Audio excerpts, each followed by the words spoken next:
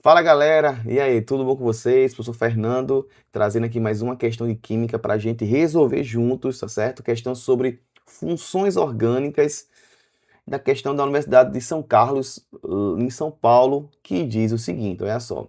A morfina é um alcaloide que constitui 10% da composição química do ópio, responsável pelos efeitos narcóticos dessa droga.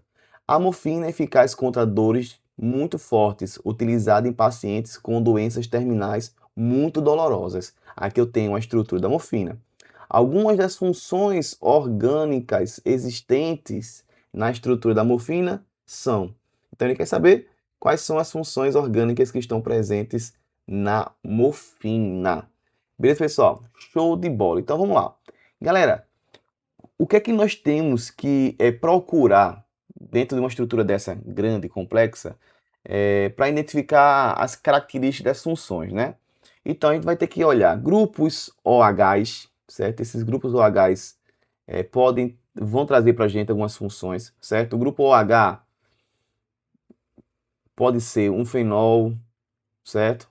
Pode ser um álcool, pode ser um enol, tá bom, pessoal? Grupo OH. Vamos ficar por aqui, por enquanto, que a gente vai olhar primeiro para os OHs, tá certo? Depois a gente vai olhando as outras características, perfeito? Então, vamos lá. OH, eu tenho aqui nessa posição e tenho OH aqui nessa posição. Tenho dois OHs. Então, vamos lá. O OH, esse OH aqui, ele está conectado a essa estrutura aqui. Pessoal, essa estrutura nós chamamos de benzeno, certo, gente? É o benzeno. Que também pode ser escrito assim, certo? Sem ter essa bola no meio aí, que representa a ressonância, a gente pode escrever ele assim, com os tracinhos dentro dele, tá bom? Tanto faz. Quando o OH estiver conectado no benzeno, gente, a função, ela vai ser uma função fenol, certo? Função fenol. Então já sabemos que nessa droga nós temos a função fenol, certinho? Beleza. O outro OH aqui, ele está ligado a uma estrutura que parece com o benzeno, né? Observa aqui, ó, tem a mesma quantidade de carbonos, mas isso aqui não é o benzeno, certo, pessoal? Porque ele só tem uma única ligação dupla aqui, ó. Essa ligação dupla aqui. Se tivesse as três ligações duplas, aí sim seria outro fenol, mas nesse caso não. Nesse caso não. Perfeito? Esse OH, por sua vez, ele está conectado a esse carbono aqui, ó. E esse carbono, onde o OH está conectado, é um carbono que nós chamamos de carbono saturado. Um carbono saturado. Aí você pode estar se perguntando, Fernando, mas eu não sei o que é um carbono saturado. Um carbono saturado é um carbono que só faz ligação simples, só tem ligação simples. Então, esse carbono, ele forma essa ligação aqui para baixo, que é simples, essa ligação para cá, que também é simples, e a ligação com o OH, que também é simples. Então, esse cara vai representar a função, gente, a função álcool, certo? A função álcool. Perfeito? Quando é que eu teria a função fenol, que não aparece nessa estrutura, né? A função fenol, não, desculpa, a função enol, né? A função enol é muito parecida com a álcool, só que o carbono ele vai ser insaturado. Tipo, sei lá, você tem uma estrutura desse tipo aqui, e o OH está aqui, ó, nesse carbono, e esse carbono está formando ligação dupla. Aí, nesse caso, esse carbono é um carbono insaturado, e isso seria um enol, certo, pessoal? Mas nessa estrutura, eu só tenho álcool e só tenho fenol. Vou até circular aqui, ó, para a gente não perder. Com essas duas, já dá para gente responder alguma coisa? Bora ver, né?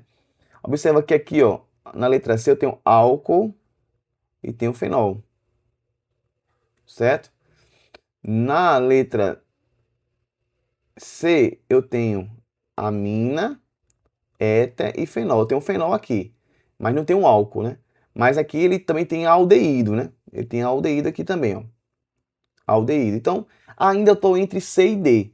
Porque a gente precisa saber se eu tenho um aldeído mesmo nessa estrutura, ou se eu tenho amina, se eu tenho um éter, certo? Para poder ser a letra D. Então, vamos lá.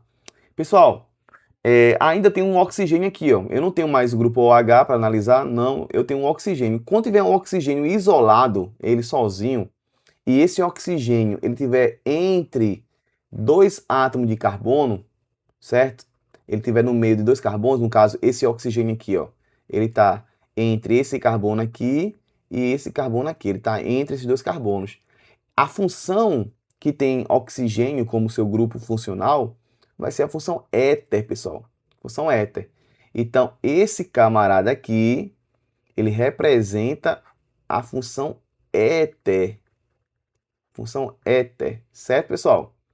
Oxigênio entre dois átomos de carbono. É a função éter. Perfeito? Pronto, oxigênio já acabou. Mas eu tenho também um nitrogênio que está aqui, ó. Ó o nitrogênio.